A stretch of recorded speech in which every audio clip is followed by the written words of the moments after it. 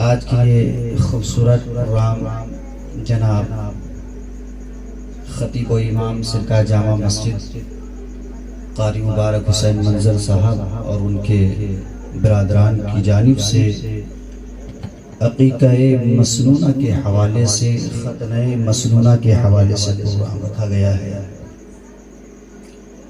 عقیقہ اور ختنہ کے حوالے سے کچھ بات مختصر وقتوں میں کروں گا، اور 11ویں شریف کا مبارک مہینہ ہے، لیکن ایک بات میں آپ کو بتا دوں، جتنی دیر تک آپ لوگوں کو سننے کی مرضی ہوگی تو بولیے گا حضرت بس اختتام کیجئے، سلام کیجئے، زبردستی مت سنیے گا، ہے نا۔ بزرگوں نے فرمایا کہ انسان اگر کوئی عالم دین نصیحت کی بات کرتے ہو تو انہیں چاہیے کہ وہ لوگوں کے مزاج کے اعتبار سے نصیحت کی بات کرے، ورنہ اس کے بعد ساری باتیں جو ہیں سر کے اوپر سے پار ہونے لگتی ہے۔ یہ چشم طوفان الانے سے فائدہ، قطرہ ہی بہت ہے، کچھ اثر کر جائے، کچھ اثر کر گیا وہی کام ہوا۔ حضرات محترم، شاعر نے کہا، ابھی دیکھیے شاعر ہندوستان جناب راحت انجم صاحب اللہ بیٹھے ہوئے ہیں، اور سراخان حبیب جناب منصور رہبر سے آپ سماعت کر رہے تھے۔ شاعر کہتا ہے، ادب کے ساتھ گل باغ فاطمی لکھ دو، ادب کے ساتھ گل باغ فاطمی لکھ دو، جناب غوث کو شہزادہ علی لکھ دو، جناب غوث کو شہزادہ علی لکھ دو، سر محشر ہمیں بھی رہنا ہے ان کے سائے میں، سر محشر ہمیں بھی رہنا ہے ان کے سائے میں، ہمارے نام کے آگے بھی قادری لکھ دو۔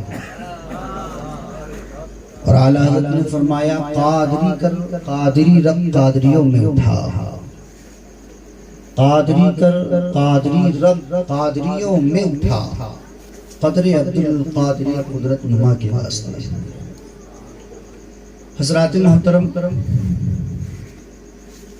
آپ ایسی محفل میں بیٹھے ہیں جس محفل کے تعلق سے اللہ کے رسول نے صحابہ سے فرمایا کہ اے صحابیوں، جب تم جنت کی راہ سے گزرو تو جنت کے کچھ میوے کھا لیا کرو، جنت کے کچھ میوے کھا لیا کرو۔ تو صحابہ نے عرض کیا، یا رسول اللہ علیہ السلام، جنت کی راہ کیا ہے اور جنت کے میوے کیا ہے؟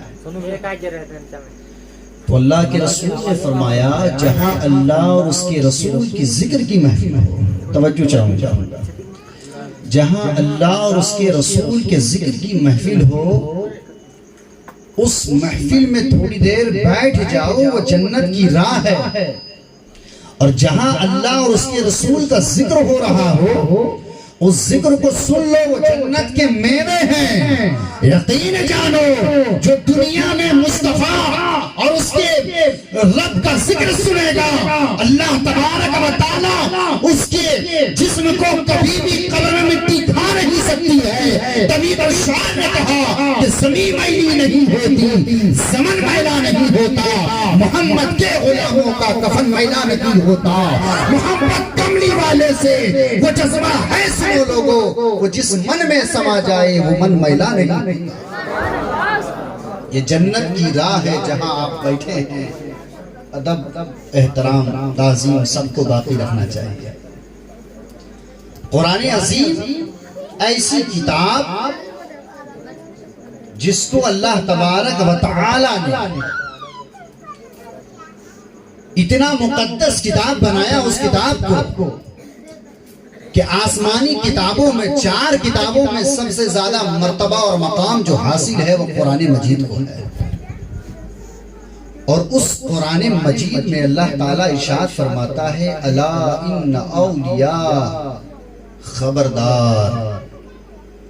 نماز کا بھی حکم ہے لیکن خبردار نہیں کہا، روزہ رکھنے کا حکم ہے مگر خبردار نہیں کہا، زکوٰۃ دینے کا حکم ہے مگر خبردار نہیں کہا، حج کرنے کا حکم دیا صاحب نصاب کو، مگر خبردار نہیں کہا۔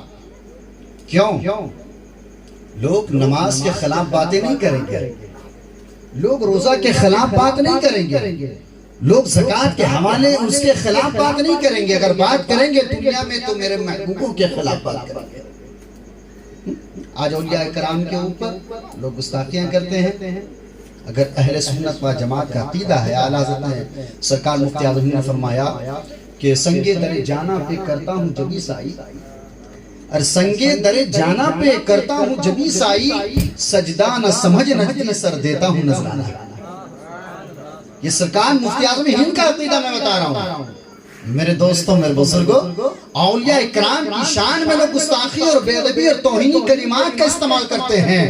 رب تبارک و تعالی ان اللہ علی کل شیء قدیر، ہر شے پہ قادر مطلق ہے۔ وہ جانتا تھا ایک دور ایک زمانہ ایسا آئے گا جو میرے محبوب بندوں کی شان میں لوگ انگلیاں اٹھائیں گے، گستاخی کریں گے، توہینی کلمات کا استعمال کریں گے۔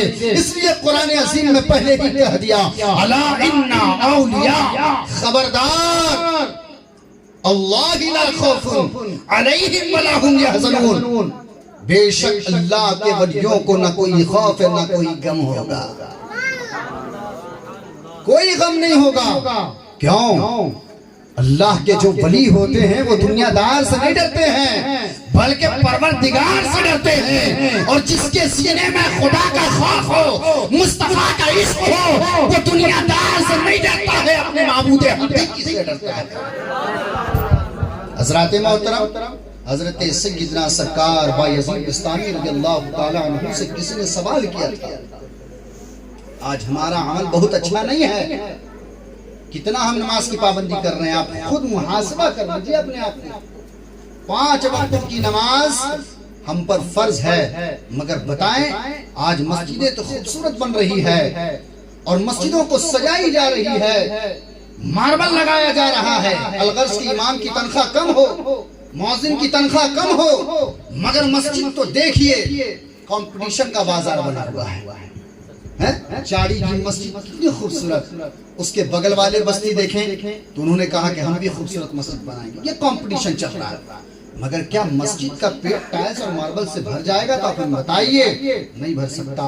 میرے دوستوں، میرے بزرگوں، میں ایک بات سے بتا رہا ہوں، اسے آپ ذہن کی میموری میں لوڈ کر لیجئے۔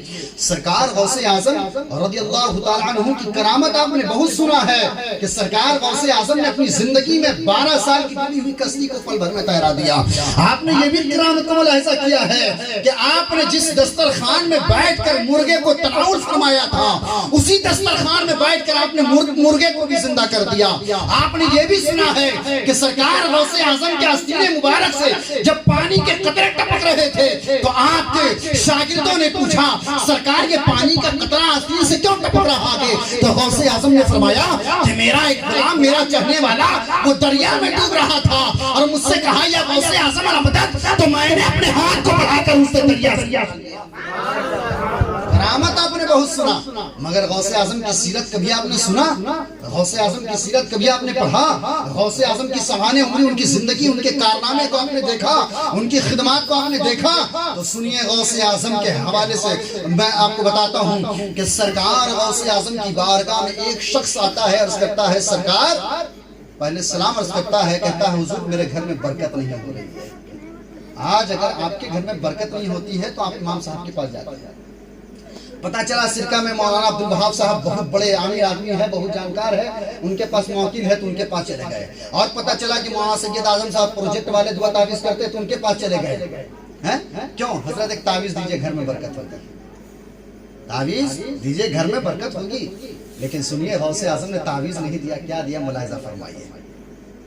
سرکار غوث اعظم مادر زاد ولی، اور ایسے ولی جو ماں کے شکم میں مکمل 18 قرآن حفظ کر چکے تھے، ایسے ولی تھے، ایسے ولی تھے کہ سلطان محبوب الہی نظام الدین اولیاء فرماتے ہیں کہ جب تک قیامت تک جتنے ولی کا سلسلہ جاری رہے گا اور اس میں جتنے ولی پیدا ہوں گے، جب تک یہ تسلیم نہیں کر لیں گے کہ غوث اعظم کا قدم ہمارے گردن پر ہے، تب تک اللہ تبارک و تعالیٰ اسے ولایت سے نہیں نوازے گا، مرتبہ نہیں دے سکتا ہے۔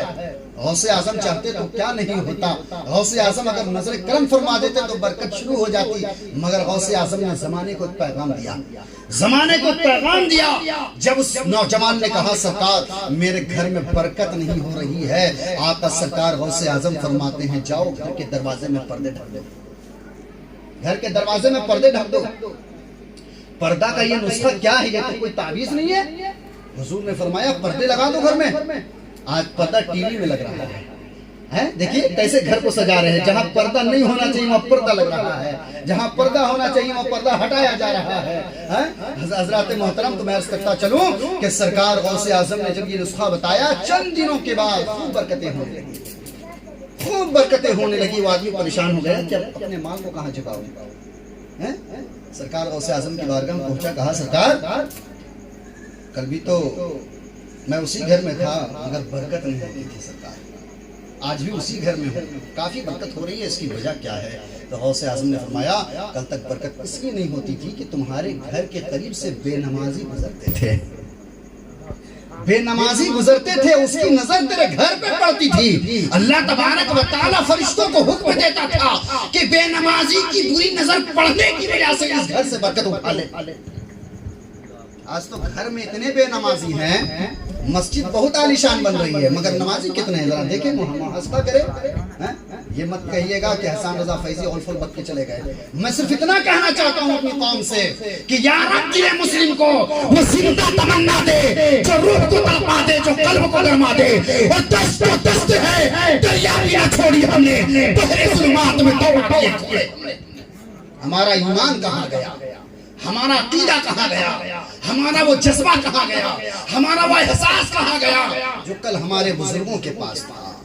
میرے دوستوں، میرے بزرگوں، آج اپنے بچوں کو تعلیم سے بھی دور کر رہے ہیں، خود بھی نماز سے دور رکھتے ہیں، اور پھر کہتے ہیں ہم پریشان ہیں، پھر کہتے ہیں ہم تو پریشان ہیں۔ غوث اعظم نے یہ پیغام دیا زمانے کو، اے لوگوں سنو، جب تک گھر میں لوگ مکمل نمازی نہ بن جائے گھر کی پریشانی ختم نہیں ہو سکتی ہے، اس لیے کہ نماز میں رب کا قرب ہے، اور جو نماز میں سر جھکاتا ہے پتہ چلا وہ رب کو تلاش کرتا ہے، اور جب رب کو نہیں دیکھ سکتا ہے تصور کرتا ہے مجھ کو دیکھتا ہے۔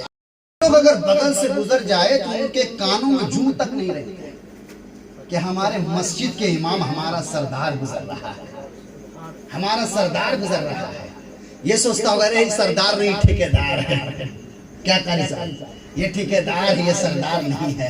حضرات محترم میں آپ کو بتاؤں ایک بات اپنے ذہن میں نوٹ کر لیجئے، آپ معاشرے کو سدھارنے کی کوشش کیجئے اور حضور غوث اعظم کی سیرت پر عمل کیجئے۔ سرکار غوث اعظم رضی اللہ تعالیٰ عنہ ایک لوتا بیٹا تھا، ایک لوتا، کوئی بھائی نہیں سرکار کا، اور آپ کے والد صاحب اس وقت پردہ کر گئے تھے جس وقت آپ بہت چھوٹے تھے۔ آپ اندازہ لگا سکتے ہیں کہ جس کے گھر میں چھوٹا بچہ ہو، اس کے باپ گزر جائے، اس کا کوئی سہارا نہ ہو، اس وقت کی کیفیت کیا ہوتی ہے۔ گاؤں والے لوگ مدد کرتے ہیں، گاؤں والے لوگ مدد کرتے ہیں کہ نہیں کرتے؟ یہاں کرتے ہیں کہ نہیں کرتے؟ ہر جگہ کرتے ہیں، اس لیے کہ ہر گاؤں میں اللہ کے جو ہے چند نیک بندے موجود ہیں جو دینی خدمات کو انجام دیتے ہیں، بزرگوں کے تعلیمات پر عمل کرتے ہیں۔ سرکار غوث اعظم اتنی کم عمر تھی آپ کی، اس وقت آپ کے والد ماجد کا انتقال ہو گیا، اور 4-5 سال کی عمر جب ہوئی تو آپ کی والدہ ماجدہ حضرت ام الخیر آپ کی والدہ کا نام ہے، اور آپ کے والد محترم کا نام حضرت ابو صالح موسیٰ جنگی دوست رضی اللہ تعالیٰ۔ یہ آپ کے والد محترم ہیں۔ حضرات محترم جب وہ پردہ کر گئے تو آپ کی والدہ محترمہ نے 5 سال کی عمر میں آپ کو شہر جیلان سے، یہ جیلان کہاں ہے؟ ایران میں ہے، اور آپ کو جیلان سے بغداد بھیجا گیا تعلیم حاصل کرنے کے لیے۔ یہ بغداد کہاں ہے؟ تو عراق میں ہے۔ پتہ چلا کہ ایران سے غوث اعظم سواری میں سوار ہو کر بغداد تعلیم حاصل کرنے نہیں گئے تھے، بلکہ پیدل چل کر کے مسافر کو آپ نے طے کیا تھا، سفر تو آپ نے پیدل چل کے طے کیا تھا۔ ہمارے گھر کے بچے تو مسجد کا سفر طے نہیں کرتے، بغل میں مسجد ہے، بڑے لوگ اگر نماز نہیں پڑھیں گے تو بچے ہرگز نہیں پڑھیں گے۔ نماز بہت امپورٹنٹ چیز ہے. نماز انسان کی روح کی غذا ہے. یہ مسجد آپ نے کیسی بنائی ہے رب اس کے حوالے سے آپ سے نہیں پوچھے گا. فارسی کا شاعر نے کہا تھا کہ روز محشر کے جا گداز بود اولی پوشش نماز بود. روز محشر میں اللہ یہ نہیں پوچھے گا کہ تو نے میرے گھر میں ماربل لگایا تھا کہ نہیں لگایا تھا, ٹائلز لگایا تھا کہ نہیں لگایا تھا, بلکہ رب یہ پوچھے گا کہ تو نماز پڑھتا تھا کہ نہیں پڑھتا تھا. پہلا سوال یہی پوچھا جائے گا روز محشر کے جا گداز بود اولی پرشش نماز بود. بتا نماز پڑھتا تھا کہ نہیں پڑھتا تھا. غوث اعظم رضی اللہ تعالی عنہ 5 سال کی عمر شریف اور شہر جیلان سے ایران سے چلے ہیں بغداد تعلیم حاصل کرنے کے لیے, اور 7 سال تک غوث اعظم گھر نہیں آئے. اب آپ سوچیں نا کہ 7 سال کوئی بچہ اپنی ماں سے الگ کیسے رہ سکتا ہے اتنی کم عمر. آج میں بتاؤں حضرات محترم, جبکہ 7 سال تک غوث اعظم مدرسے میں رہیں اور 7 سال تک گھر نہیں آئے, تو ان کے شہر کے ان کے جیلان کے رہنے والا ایک تاجر بغداد پہنچا, اور جب بغداد شریف پہنچا تو حضرت سرکار غوث اعظم رضی اللہ تعالیٰ عنہ کو دیکھا تو پہچان گیا.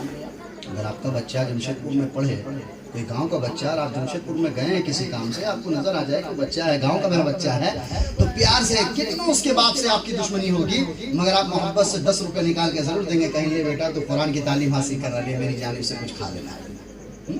تو سرکار غوث اعظم کے گاؤں کا ایک آدمی تھا, اس نے دیکھا سرکار غوث اعظم سے کہا کہ بیٹا تو اتنے سالوں سے یہاں پڑھ رہا ہے, اپنی والدہ سے ملاقات کرنے کیوں نہیں جاتا, کیوں نہیں جاتا اپنی والدہ سے ملاقات کرنے کے لیے. بس اتنا کہنا تھا, سرکار غوث اعظم اپنی والدہ کے خیال میں ڈوب گئے, اور اسی وقت آپ نے اپنے بکسہ لیا اور سامان کو تیار کیا, اور رات پھر اسی وقت آپ نے سفر جو ہے پھر بغداد شریف سے آپ جیلان کے لیے سفر فرماتے ہیں. اور جب اپنے گھر کے دروازے پہ پہنچتے ہیں تو آواز لگاتے ہیں, امی جان دروازہ کھولیے, میں عبد القادر. ماں کہتی ہے بیٹا کون عبد القادر, کون عبد القادر؟ کہا میں آپ کا یہ بیٹا عبد القادر, ایک ہی بیٹا تو ہوں عبد القادر. ماں کہتی ہے بیٹا پہلے یہ تو بتا کہ تو نے مکمل تعلیم حاصل کر کے آیا ہے کہ نہیں آیا ہے, مکمل تعلیم حاصل کر کے آیا ہے کہ نہیں آیا بتا. کہا امی جان 2 سال کی تعلیم باقی ہے. ماں کہتی بیٹا الٹے قدم لوٹ جا, پھر بغداد چلا جا, تعلیم حاصل مکمل کر کے آنا. غوث اعظم رونے لگے, کہا امی جان چہرے کی زیارت تو کروا دیجیے. ماں کیا ہے؟ اللہ کے رسول نے فرمایا ہوا جنت کا ونار کا. مصطفیٰ فرماتے ہیں ماں باپ جنت بھی ہے جہنم بھی ہے. صحابہ نے اس کے یا رسول اللہ ماں باپ جنت اور جہنم کیسے ہے؟ تو مصطفیٰ نے فرمایا ماں باپ کی خدمت کرنے والا جنتی ہے, اور ماں باپ کو تکلیف دینے والا جہنمی ہے. غوث اعظم ماں کی ممتا کو لے کر چلے تھے, شہر جیلان پہنچے تھے, اور ماں سے کہا امی جان زیارت کرنے دو اپنے چہرے کی. لیکن ماں نے اپنے سینے پہ پتھر رکھ کر کہا اے بیٹا جاؤ 2 سال اور پڑھ لو, اگر دنیا میں ملاقات نہ ہوئی تو قیامت میں ملاقات ہو ہی جائے گی. یہ عقیدت دیکھیے تعلیم کے حوالے سے غوث اعظم کی ماں اپنے بیٹے عبد القادر غوث پاک کو ولیوں کے ولی سردار غوث اعظم کی تعلیم فرما رہی ہے.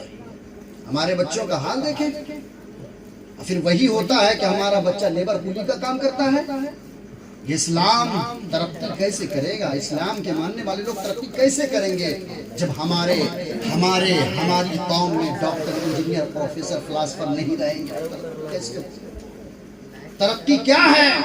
تعلیم بہت بڑی دولت ہے. اور غوث اعظم کی والدہ نے جب واپس بھیجا تو سرکار غوث اعظم 1 سال کا عرصہ پھر گزارتے ہیں, اور پھر اسی جیلان سے ایک تاجر جاتا ہے, اور جانے کے بعد غوث اعظم سے ملاقات ہوتی ہے. ملاقات ہونے کے بعد کہا بیٹا تم اپنی امی جان سے ملنے نہیں گئے تھے؟ کہا ہاں ملاقات کرنے گئے تھے. امی نے کہا کہ 2 سال کی پڑھائی مکمل کر لو, اس کے بعد ہم سے ملاقات کرنا. تو اس تاجر نے خبر سنائی کہ تمہاری والدہ کا انتقال ہو گیا. یہ غم دیکھیے آپ کہ سرکار غوث اعظم کے ساتھ کتنا بڑا غم کا پہاڑ ٹوٹا. باپ بچپن میں ہی چلے گئے, ماں بھی انتقال کر گئی, مگر آپ نے تعلیم کا دامن نہیں چھوڑا.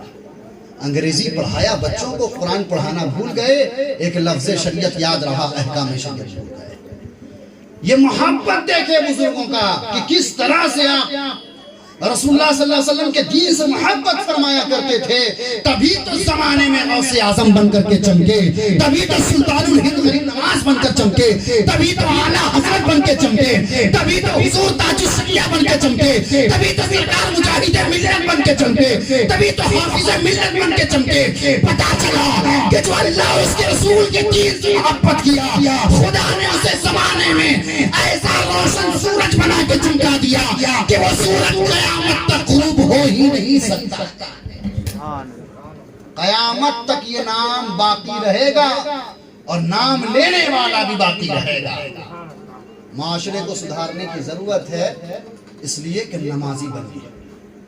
اولیاء کرام کی محبت بالکل رکھنا چاہیے سینے میں، ورنہ بدعقیدہ آپ کے عقیدے پہ قبضہ کر لے گا۔ حضرت بایزید بستامی رضی اللہ تعالیٰ عنہ کی ایک بات میں بتاتا ہوں، اگر 10-15 منٹ اور ہم کو تھوڑا برداشت کر لیجئے گا تو آپ لوگ کے ذہن میں کچھ خاص باتیں اتر جائے گی۔ سرکار بایزید بستامی ایسے جلیل القدر اللہ کے ولی تھے، اپنی زندگی میں آپ نے تہجد کی نماز کو قضا نہیں کیا۔ اب آپ سوچئے نا، آج 5 وقت کی نماز ہم نہیں پڑھتے، وہ تہجد قضا نہیں کرتے تھے۔ ان کی بارگاہ میں ایک شخص آیا اور اس کیا، سرکار اللہ تعالیٰ سے محبت کیسے کروں کہ خدا مجھ سے راضی ہو جائے، خدا مجھ سے راضی ہو جائے۔ حضرت سرکار بایزید بستامی نے فرمایا، اللہ کے ولیوں سے محبت کرو، اللہ کے ولیوں سے محبت کرو۔ شخص نے کہا کہ اللہ کے ولیوں سے محبت کرنے کا صلہ کیا ملے گا؟ تو جواب ملا کہ اللہ تبارک و تعالی اپنے ولیوں کے سینے میں نظر پھیرتا ہے، اور جس ولی کے سینے میں جس غلام کا چہرہ نظر آتا ہے، اللہ اسی ولی کے صدقے میں اس کے گناہوں کو معاف کر دیتا ہے۔ دیکھیں آپ ہندوستان میں کوئی خواجہ غریب نواز کا چاہنے والا ہے، کوئی غوث اعظم کا چاہنے والا ہے، کوئی مخدوم سملہ کا چاہنے والا ہے، کوئی اعلیٰ حضرت کے چاہنے والا ہے، کوئی مخدوم بہاری کے چاہنے والا ہے، کوئی غوث بندانہ کے چاہنے والا ہے، کوئی قطب الدین رسالہ دار بابا کے چاہنے والا ہے۔ پتا چلا کہ جو جس ولی سے دنیا میں محبت کرے گا، کل قیامت میں اللہ تعالیٰ اسی کے ساتھ اس کا حق نہ فرمائے گا۔ اس لیے اللہ کے ولیوں سے محبت کرنی چاہیے۔ اور ایک بات میں بتاؤں، ایک واقعہ ایسا بھی گزرا ہے کہ ایک آدمی تھا جس نے اپنی زندگی میں 99 قتل کر چکا تھا۔ آپ لوگ یہ واقعہ سنے ہوں گے، مگر بہت بہترین انداز میں بتاتا ہوں کہ وہ 99 قتل جب کیا، اس کے دل میں خوف خدا پیدا ہو گیا۔ آج بھی دنیا میں کچھ ایسے لوگ ہیں جو نماز نہیں پڑھتے، لیکن جب نماز شروع کرتے ہیں تو پھر نماز قضا نہیں کرتے، ہے نا؟ ایسے ایسے لوگوں کو آپ دیکھے ہوں گے جو چہرے پہ داڑھی نہیں سجاتے، جب سجا لیتے ہیں تو پھر سے چھیڑ چھاڑ بھی نہیں کرتے۔ آپ نے دیکھے ہوں گے کہ زندگی میں ایک وقت کی جو نماز نہیں پڑھا، اگر اللہ نے اس کو دولت سے نوازا ہے تو حج کر لیتا ہے، اور حج کے بعد وہ دم پکا جو ہے پرہیزگار اور متقی بن جاتا ہے۔ خدا کس سے راضی ہے وہ رب جانتا ہے۔ میرے دوستوں، میرے بزرگوں، بس اتنا آپ جان لیں، جو میں بات بتا رہا ہوں اس پہ توجہ چاہوں گا کہ وہ اللہ کا بندہ جب توبہ کا ارادہ کیا، جب توبہ کا مکمل ارادہ ہو چکا تو 99 قتل تو کیا ہی تھا۔ ایک عالم دین کی بارگاہ میں پہنچا، ایک عالم دین کی بارگاہ میں پہنچا۔ دیکھیں، عالم دین جو بات بولتے ہیں وہ شریعت کے حساب سے بولتے ہیں، اور اللہ کے ولی جو بات کرتے ہیں اس میں شریعت بھی ہے، معرفت بھی اور حکمت بھی ہے۔ بات آپ سمجھ لیجیے، عالم دین علم کی بنیاد پہ وہ شریعت کو آگے رکھ کے بات کرتے ہیں، ٹھیک ہے؟ لیکن جو اللہ کے ولی ہوتے ہیں، جو کہ وہ عرش اعظم کو دیکھتے ہیں، وہ لوح کو دیکھتے ہیں، لوح محفوظ کو دیکھتے ہیں، اس لیے شاعر کہتا ہے، نگاہیں ولی میں وہ تاثیر دیکھی، بدلتی ہزاروں کی تقدیر دیکھی۔ اللہ کے ولی ہیں، وہ اللہ کے دوست ہیں۔ میرے دوستوں، میرے بزرگوں، تو 99 قتل کرنے کے بعد جب عالم دین کے پاس پہنچا، کہا، سر حضور 99 قتل اپنی زندگی میں کیا ہوں، کوئی اگر راستہ ہو تو بتا دے، توبہ کر لیتا ہوں۔ کوئی راستہ نہیں ہے بدبخت، تم نے بہت غلط کیا، اتنا کہنا تھا۔ غصہ آیا اسے، اور اتنی بڑی جو بھجالی نکالا اور حضرت کو بھی قتل کر دیا۔ کہا جب راستہ نہیں ہے تو یہی راستہ ہے کہ 100 مکمل کر دو۔ 99 تو ہو ہی چکا تھا۔ جب 100 مکمل ہوا تو آدمی بڑا پریشان ہوا کہ بھائی میرے اندر غصہ اتنا زیادہ آتا ہے کہ ہم کنٹرول نہیں کر پاتے، 100 بھی مکمل ہو گئے، اب تو 101 کرنا نہیں ہے۔ کسی اللہ کے نیک بندے کے پاس چلتے تو دیکھا پیڑ کے سائے میں ایک اللہ کے ولی ہے جو اللہ کو یاد کر رہا ہے. جا کر کہا سرکار حضور دیکھیے نا، میں 99 قتل کیا تھا. میں عالم دین کے پاس گیا، ان سے پوچھا تو انہوں نے کہا کہ تمہاری کوئی معافی نہیں ہے، تو میں نے انہیں بھی قتل کر دیا. سرکار بس کوئی راستہ آپ بتا دے کہ اللہ میری معافی فرما دے. اتنا کہنا تھا. اللہ کے ولی فرماتے ہیں جاؤ وہ صالحین کی بستی نظر آ رہی ہے. صالحین کون ہیں؟ جن کا ذکر اللہ نے قرآن میں کیا ہے. من النبیین والصدیقین والشہداء والصالحین. اور آپ تشہد پڑھتے ہیں نا، کیا پڑھتے ہیں؟ عباد اللہ الصالحین پڑھتے ہیں. عباد اللہ الصالحین. دیکھیں صالحین کا ذکر. کون ہے صالحین؟ یہ نیکوں کی جماعت ہے، اللہ کے ولیوں کی جماعت ہے، جن کا ذکر قرآن میں بھی ہے، جن کا ذکر نماز میں بھی ہے. اور یہ صالحین اللہ کے مقرب دوست ہے. میرے دوستوں، میرے بزرگوں، وہ صالحین واللہ کے ولی نے فرمایا دیکھو صالحین کی بستی ہے، جاؤ اس کے قریب جاؤ. اللہ کے بہت سارے ولی ہیں جو اللہ کی عبادت فرما رہے ہیں، اس کے قریب جاؤ. اللہ تبارک و تعالیٰ تمہارے گناہوں کو معاف فرما دے گا. ابھی آدمی چلا تھا کہ صالحین کی بستی کے قریب پہنچا تھا اور اس کے بعد جو ہے اسی جگہ پہ اس کی موت ہو گئی. بستی میں داخل نہیں ہو سکا، بستی میں نہیں پہنچ پایا، لیکن موت پہلے ہو گئی. اب ثواب کے بھی فرشتے آ گئے، عذاب کے فرشتے بھی آ گئے، اب جنت کے فرشتے بھی ہے، جہنم کے فرشتے بھی ہے. دونوں آپس میں طے کر رہے ہیں لے کے کون جائے گا. ابھی تو توبہ کیا نہیں مکمل، ابھی تو ارادہ ہی کیا تھا، لے کے جائے گا کون؟ میرے دوستوں، میرے بزرگوں، فرشتوں نے آپس میں طے کیا. جنت کا فرشتہ کہہ رہا ہے میں لے جاؤں گا، جہنم کا فرشتہ کہہ رہا ہے میں لے جاؤں گا. تو فرشتوں نے رب کی بارگاہ میں کہا مولا تو ہی بتا کون لے جائے گا. اللہ تبارک و تعالیٰ نے کہا کہ جنت کی مسافت صالحین کی بستی کے دوری کو ناپو، اس کی مسافت کو، اس کی دوری کو ناپو، اور جہنم سے بھی ناپو. جنت اور جہنم سے دیکھو قریب جو ہے، کس کے قریب؟ صالحین کی بستی جنت سے قریب ہے کہ جہنم کے سے قریب ہے؟ اللہ تبارک و تعالیٰ اپنے بندوں سے 70 ماؤں سے زیادہ محبت فرماتا ہے، 70 ماؤں سے زیادہ محبت فرماتا ہے.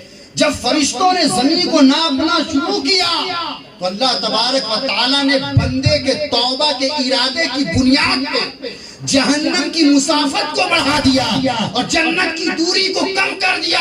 اور جب فرشتوں نے ناپا تو رب کی بارگاہ میں عرض کیا مولا یہ صالحین کی بستی جنت سے قریب ہے. تو رب کہتا ہے فرشتوں آپ یہاں سوچنے کی ضرورت نہیں ہے، یہ بندہ توبہ کا ارادہ کر چلا تھا اور میرے دوستوں سے ملنے کی خواہش کیا تھا، میں ان صالحین کے صدقے میں سے مغفرت فرما دیا. یہ اللہ کے ولی کی محبت ہے. کب؟ جب ان کی سیرت پر آپ کریں گے. نمازی بن کے محبت کرو تو مزہ کچھ اور ہے. کیا حضرت؟ خالی بریانی کھانے سے نہیں چلے گا نا. بولیے چلے گا؟ بولیے خالی غوث اعظم کا بریانی بنا کے کھا لیجئے گا اپنے تو چلے گا؟ بولیے نہیں نہ چلے گا. حضور غوث اعظم اپنی زندگی میں دسترخوان بچھاتے تھے تو مہمانوں کا انتظار کرتے تھے کہ کوئی بھی اللہ کا بندہ گزرے گا، اس کی نیت کیا ہے، اس کا مذہب کیا ہے، اس کا سوچ کیا ہے، اس کا خیال کیا ہے. غوث اعظم یہ نہیں جاننا چاہتے تھے، بس اتنا جاننا چاہتے تھے کہ اللہ ہمیں موقع دے دے کہ تیرا کوئی ایک مخلوق یہاں سے گزر جائے تو میں اس کی خدمت کر دوں. آج کیا حال ہے؟ بھائی کو بھوکا دیکھ کر کے بھی نہیں پوچھتا ہے کہ تمہارے یہاں کھانا بن رہا ہے کہ نہیں بن رہا ہے. مگر غوث اعظم نے تو غیروں کے مذہب تک نہیں پوچھا اور آپ نے اپنے دسترخوان میں بیٹھا کر کے کھانا کھلایا. تبھی تو غوث اعظم نے فرمایا کہ یہ اخلاق جو ہے اسلام میں، اسلام جو پھیلا ہے لوہے کے تلوار سے، اخلاق کے تلوار سے پھیلا ہے. اور بزرگان دین کے اندر جو اخلاق تھا، جن کی بنیاد پہ اللہ نے وہ طاقت عطا کی تھی، وہ صلاحیت بخشی تھی، تو ہندوستان میں حضور غریب نواز پر اللہ نے وہ شرف بخشا کہ 90 لاکھ لوگوں کو کلمہ پڑھا اسلام کروا. اس لیے نا استاد زمان فرماتے ہیں کہ خواجہ ہند و دربار ہے اعلیٰ تیرا، کبھی محروم نہیں مانگنے والا تیرا. غریب نواز کی تبلیغ الگ ہے، وہاں لوگ ناچ کر کے بھی منت مانگ رہے ہیں تو چڑھاوا چڑھا رہے ہیں. ہر طرح کے لوگ جاتے ہیں، ہر مسلک کے لوگ جاتے ہیں، ہر مذہب کے لوگ جاتے ہیں، مگر اعلیٰ حضرت نے اپنے قلم کو روک دیا اس مقام پر، اس لیے کہ غریب نواز کی تبلیغ کا جو معاملہ ہے وہ سب بزرگوں سے الگ رہا ہے، اور غوث اعظم نے بھی فرمایا کہ میرے بعد اللہ نے جو مرتبہ دیا ہے وہ خواجہ معین الدین حسن چشتی کو عطا فرمایا ہے۔ ہمیں تو فخر ہونا چاہیے کہ ہم غریب نواز کے ہندوستان میں ہیں۔ آپ کو پتا ہے حضور سرکار غریب نواز کیا فرماتے تھے کہ ہمارے لیے اللہ کافی ہے، اللہ کافی ہے۔ پتا کیا چلا کہ جو اللہ کے قرب کو حاصل کر لیتا ہے وہ دنیا دار کا فکر نہیں کرتا ہے، بلکہ پروردگار کا فکر کرتا ہے کہ میرا رب آج مجھ سے راضی ہے کہ مجھ سے ناراض ہے۔ حضور سرکار غوث اعظم کی کرامت ایسی کرامت ہے کہ سنیے گا تو میری زبان میں اتنی طاقت نہیں کہ دنیا کا علماء بیٹھ کر کے بھی اگر ان کی کرامت پر بات کرے تو مکمل بات نہیں کر پائے۔ سرکار غوث اعظم جانتے ہیں کیسے ولی تھے؟ ایک بزرگ تھے اور آپ نے جب اعلان فرمایا کہ میرا قدم تمام اولیاء اللہ کی گردن پر ہے نا، اعلیٰ حضرت نے اسی پہ شعر کہا تھا کہ سر بھلا کیا کوئی جانے کیسا تیرا، اولیاء ملتے ہیں آنکھیں وہ ہے طلبہ تیرا۔ غوث اعظم میرے دوستوں میرے بزرگوں، آپ نے اعلان فرمایا کہ میرا قدم تمام اولیاء اللہ کی گردنوں پر ہے۔ ایک ولی تھے جو سرکار غوث اعظم کے ہم عصر تھے اور اتنے بڑے ولی تھے کہ منٹوں میں کرامتوں کا ظہور ہوتا تھا، منٹوں میں ایسی کرامت تھی ان کے پاس کہ بتایا نہیں جا سکتا پائی صاحب۔ اب وہ ولی جو ہے غوث اعظم کے اس اعلان کو سننے کے بعد انہوں نے یہ تسلیم نہیں کیا کہ غوث اعظم کے جو ہے قدم مبارک میری گردن پر، صرف اس بات کی غفلت انہوں نے کی تو اللہ تبارک و تعالی نے ان کی ولایت کو سلب کر دیا، ولایت ختم ہو گئی۔ اب جو کرامتوں کا ظہور ہو رہا تھا وہ معاملہ بند ہو چکا ہے۔ اب ان کو سمجھ میں آ گئی بات کہ مجھ سے غلطی کہیں ہوئی ہے، رات میں سوتے ہیں خواب میں غوث اعظم کو دیکھتے ہیں، غوث اعظم کو خواب میں دیکھا اور دیکھنے کے بعد ان کی بارگاہ میں منت و سماجت کی اور کہا سرکار مجھ سے غلطی ہو گئی، ہم آپ کو نہیں پہچان سکے کہ آپ کو اللہ نے اتنا بڑا رتبہ عطا کیا ہے۔ تبھی تو اعلیٰ حضرت نے فرمایا وہاں کیا مرتبہ غوث ہے بالا تیرا، اونچے اونچوں کے سروں سے قدم آلا تیرا، سر بھلا کوئی کیا جانے کیسا تیرا، اولیاء ملتے ہیں آنکھیں وہ ہے طلبہ تیرا، وہ کیا جبے جس میں ہو حمایت کا پنجہ تیرا، شیر کو خطرے میں لاتا نہیں کتا تیرا۔ غوث اعظم سے منت و سماجت جب انہوں نے کیا تو سرکار غوث اعظم نے خواب میں کہا جا میں نے تیرے غلطی کو معاف کیا، اور پھر اللہ نے اس کی ولایت لوٹا دیا۔ یہ غوث اعظم کی شان ہے میرے دوستو، بچپن سے ہی آپ کیا بلکہ ماں کے شکم سے ہی کرامت دکھانا شروع کر دیے تھے، ماں کے شکم سے ہی کرامت دکھانا شروع کر دیے تھے۔ اور یہاں تک کہ میں آپ کو ایک بات بتا دوں کہ سیدنا سرکار غوث اعظم رضی اللہ تعالیٰ عنہ جب 6 سال کی عمر شریف تھی تو اس وقت کا عالم یہ تھا کہ آپ کے دادا حضرت عبداللہ سومئی، آپ کے نانا حضرت عبداللہ سومئی نام تھا ان کا، اللہ کے بہت بڑے ولی تھے۔ حضرت عبداللہ سومئی کی بارگاہ میں ایک خاتون آتی ہے، بیوہ عورت آتی ہے، عرض کرتی ہے سرکار میرا ایک ہی بیٹا ہے وہ انتقال کر گیا، انتقال کر گیا، آپ دیکھیں کہ یہ زندہ ہو سکتا ہے کہ نہیں۔ یہ تو میرے شوہر کی نشانی تھی۔ حضرت عبداللہ سومئی نے عرش اعظم کی جانب دیکھا، لوح محفوظ میں دیکھا، کہا یہ بچہ مردہ ہو چکا، اب زندہ نہیں ہو سکتا ہے۔ سرکار غوث اعظم رضی اللہ تعالیٰ عنہ راستے میں تھے، اب خاتون اٹھا کر کے بچہ کو لے کے جا رہی تھی، روتے روتے جا رہی تھی۔ غوث اعظم نے پوچھا کہے جا رہی ہے، روتے کیوں جا رہی ہے، بتا اماں جان دقت کیا ہے بتا۔ غوث اعظم کی بارگاہ میں خاتون عرض کرتی ہے بیٹا تیرے نانا کے پاس گئے تھے، نانا بولے بیٹا مر گئے اب زندہ ہو نہیں سکتا ہے۔ غوث اعظم نے کہا مرا کہاں ہے، زندہ تو ہے۔ غوث اعظم نے کہا مرا کہاں، زندہ تو ہے، چہرے سے کپڑے ہٹا دے، تیرا بیٹا تو سویا ہوا ہے۔ غوث اعظم نے کہا تیرا بیٹا تو سویا ہوا ہے، माँ चेहरे से कपड़े हटाती है, बेटा मुस्कुरा रहा है, बेटा मुस्कुरा रहा है। नाना ने देखा इतनी कम उम्र में करामत दिखा रहा है।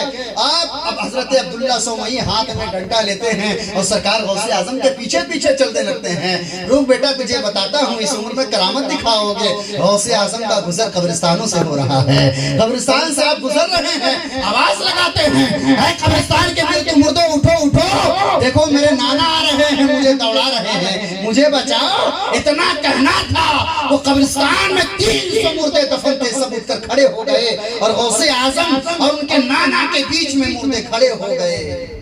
उनके नाना जान ने कहा कि बेटा तेरे मकाम और मर्तबे तक हम भी नहीं पहुंच सकते, और उन्होंने सर को झुका दिया।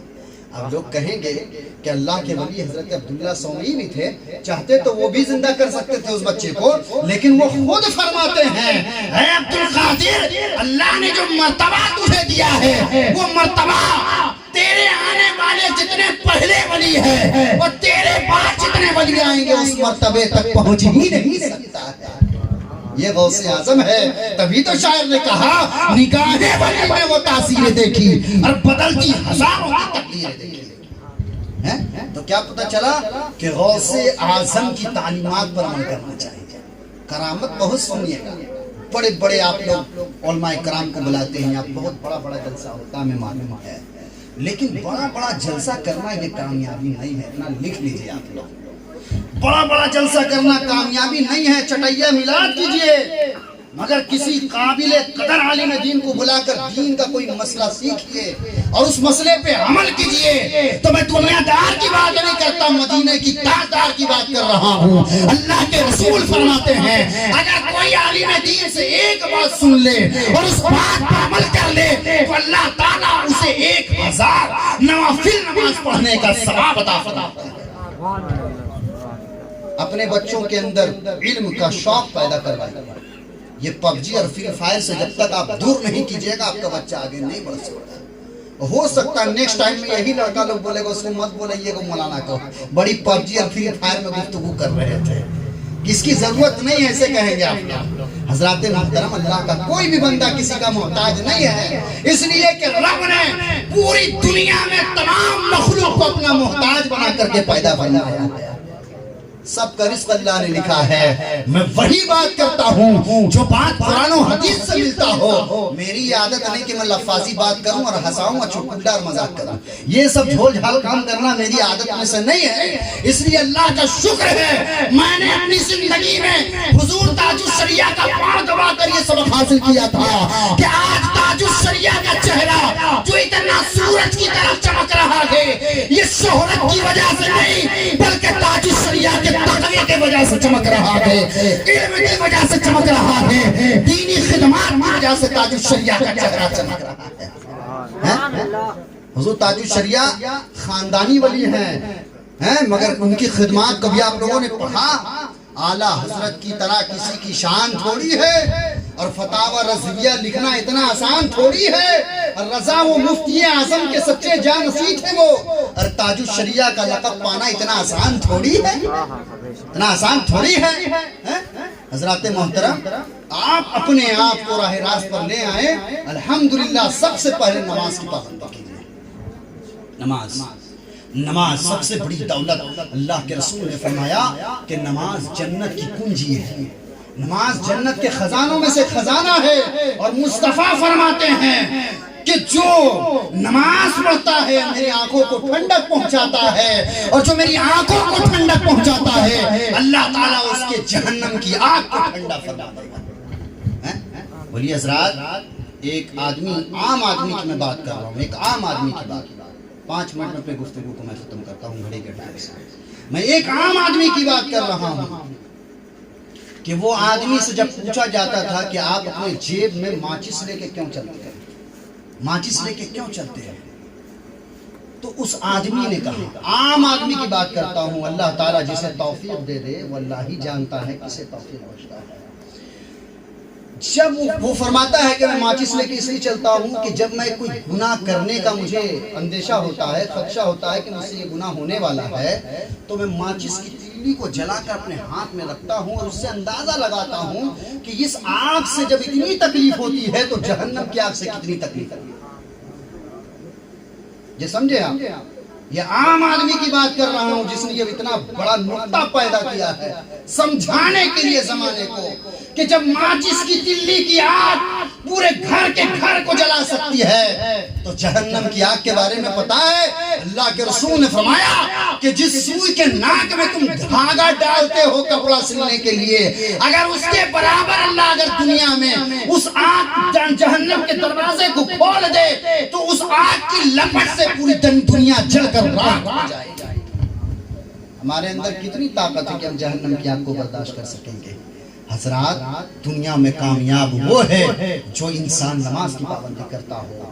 حضرت علی نے فرمایا ہے، مولا علی شیر خدا نے فرمایا، آپ فرماتے ہیں کہ وہ انسان مال و دولت والا ہو کر کے بھی محتاج ہے، محتاج ہے، وہ فقیر ہے وہ۔ اس لیے آپ نے فرمایا کہ مال و دولت کمانے کے لیے کوئی بڑا کمال نہیں، ہر آدمی کما لیتا ہے۔ شرابی شراب کا کاروبار کر کے کما لے گا، جواری جوا کھلا کے کما لے گا، اور یہ جتنے بھی گناہ کے کام کرنے والے لوگ ہیں، پیسہ کمانے کا طریقہ ہے، سب کے پاس ہنر ہے، اپنے اپنے اعتبار سے کما لے گا۔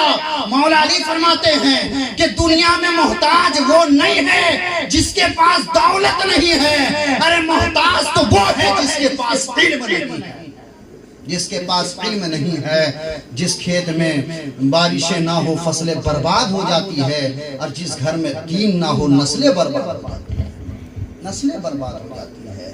حضرات، اپنے بچوں کو تعلیم کے حوالے سے توجہ دلائیے، پڑھائیے لکھائیے اور خود بھی نمازی بنیے تاکہ آپ کا اولاد بھی نمازی بن جائے۔ دیکھیے گا جس کا باپ نماز پڑھتا ہے، اگر بچہ چھوٹا ہے تو وہ بھی بغل میں چھوٹا سا مصلی کھوجتا ہے، ابا ہم کو بھی مصلی دیجئے، ہم بھی نماز پڑھیں گے۔ ماں نماز پڑھتی ہے تو دیکھتے ہیں چھوٹی چھوٹی بچے کہتی ہے امی جان ہم بھی نماز پڑھیں گے۔ ماں اگر قرآن پڑھ رہی ہے تو بچیاں کہتی ہے امی جان ہمیں بھی قرآن پڑھنا ہے۔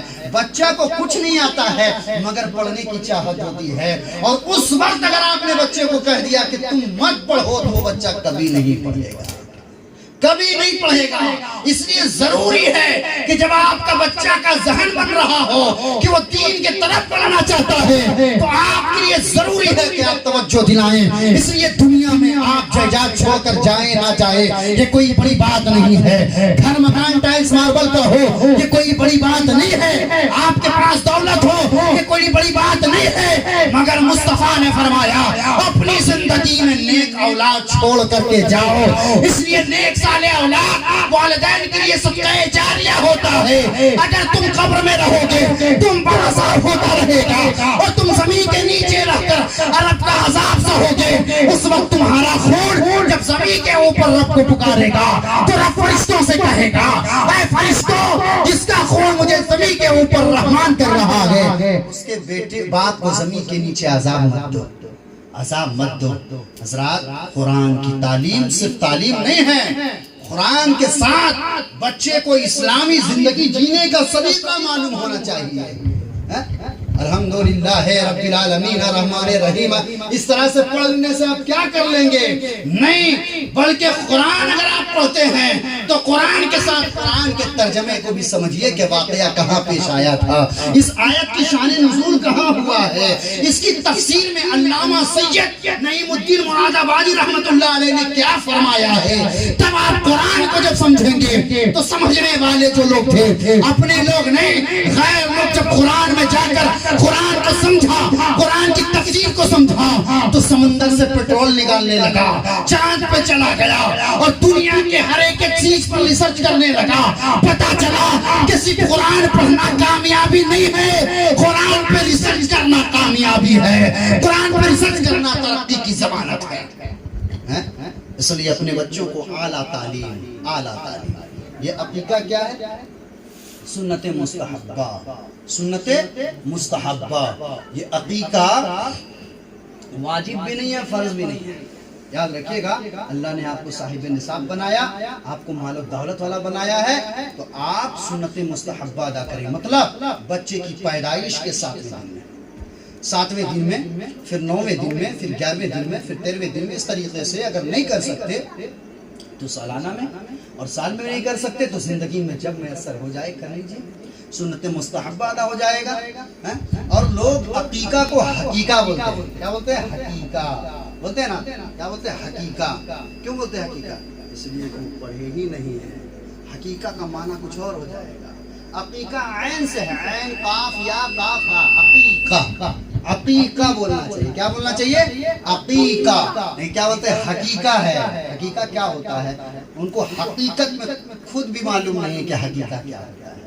عقیقہ. اور بعض لوگ یہ کہہ دیتے ہیں کہ اس کے گوشت کو دادا دادی نانا نانی کو نہیں کھانا چاہیے. لوگ بولتے کہ نہیں بولتے ہیں, لیکن ایسا کچھ نہیں ہے. تبرک ہے. جس طرح سے قربانی آپ کرتے ہیں جانور کو, جس طرح سے آپ کھاتے ہیں, اسی طریقے سے سب کو کھانے کا حق ہے. بس اتنا آپ سمجھ لیں کہ آپ کی نیت یہ ہونی چاہیے کہ جو کام ہم کر رہے ہیں یہ اپنی رضا کے لیے بلکہ رضا الہی کے لیے کر رہے ہیں. رضا الہی کے لیے کر رہے ہیں. اللہ کے رسول نے فرمایا کہ اللہ نے جسے دولت عطا فرمائی ہے, اگر وہ مالی عبادت میں اگر اپنی اولاد کے لیے عقیقہ کرتا ہے تو وہی اولاد اس کے لیے قیامت کے دن بخشش کا ضمانت بن جائے گا. اس لیے عقیقہ سنت مستحبہ ہے, اس کو ادا کرنا چاہیے جس کو اللہ نے دولت عطا فرمائی ہے. اور قاری مبارک صاحب کے والد محترم کے لیے بھی دعا فرمائیں, اللہ تعالیٰ ان کے درجات کو بلند فرمائے.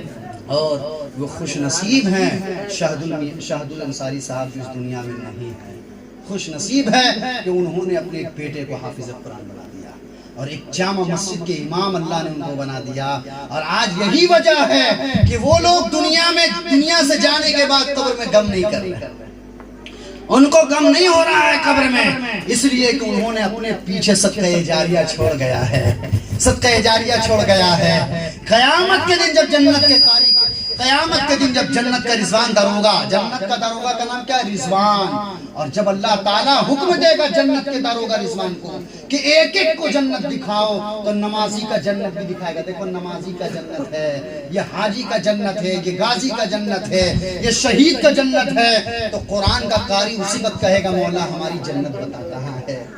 جنت کا داروغہ کہے گا رب کی بارگاہ مولا میں نے اس قرآن کے قاری کو پورا جنت کا سیر کرایا. حاجی کا بھی جنت دیکھا, غازی کا بھی جنت دیکھا, نمازی کا بھی جنت دیکھا, حافظ میں نے سب کے مقام کو دکھا دیا. مگر یہ پوچھتا ہے قرآن کے قاری کا جنت کہاں ہے؟ تو اللہ تعالیٰ فرمائے گا فرشتے سن انہیں بتا دے جو میرے قرآن کے قاری ہے جنت اس کی ساری ہے, وہ جس مقام پہ چاہے رہ سکتا ہے, اس کے لیے کوئی متعین جگہ نہیں ہے. اللہ کے رسول نے کیا فرمایا؟ خیرکم من تعلم القرآن وعلمہ, تم میں بہترین لوگ وہ ہیں جو قرآن سیکھا اور سکھایا. ابھی کیا کر رہے ہیں؟ قرآن سیکھ رہے ہیں کہ سکھا رہے ہیں؟ بتائیے.